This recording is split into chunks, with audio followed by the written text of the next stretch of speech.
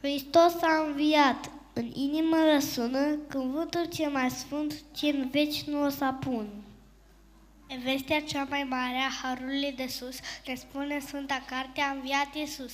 3 zile a fost departe de Tatăl Său iubit, dar a răbdat și iată, pe toți ne-a mântuit. Un înger îmbrăcat în haine luțitoare s-a coborât din cer cu vesti nemuritoare.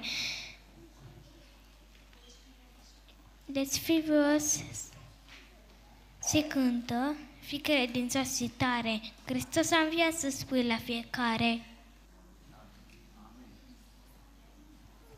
Hristos s-a înviat din morți, cântăm cu bucurie.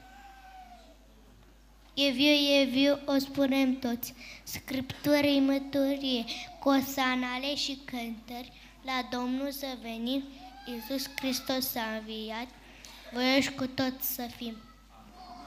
De sub lespedea cea rece, azi Hristos s-a înviat și a dat tuturor măreața veste, celor ce l-au ascultat. A înviat, n-a putut moarte să-l țină în mormânt și să dea tuturor speranță căci va reveni în curând. Amin.